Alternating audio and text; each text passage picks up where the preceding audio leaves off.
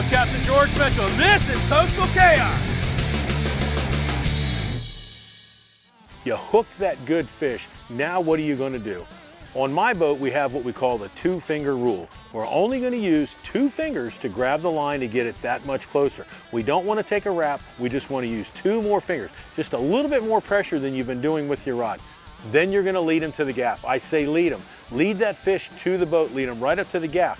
For the smaller fish, the stuff like your schoolie kingfish and your schoolie dolphin, we're going to use our little what we call a stinger gaff. It's got a nice thin wire hook on it.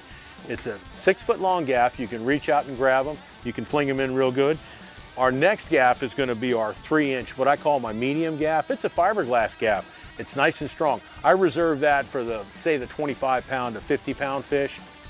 Now comes to Big Papa. This is going to be our 4-inch gaff. We're going to use that on the larger fish. I use that on tunas up to 200 pounds, 250 pounds. Heck, sometimes we'll use 2 of them. We keep extras on board just in case we do get that whopper 250 pounder and 2 guys need to gaff them.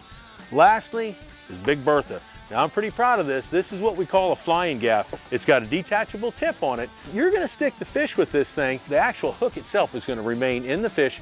The pole will come off in your hand and the rope is tied off to a cleat on board the boat. That way the fish can do his little dancing next to the boat and you can use the rope to pull him in. When it comes to specialty gaffs, I'm pretty proud of this guy. This thing is a 3-inch, 12-foot long gaff. We use this in the KDWs when we just can't get that fish close enough. We're going to reach out and bring him to us.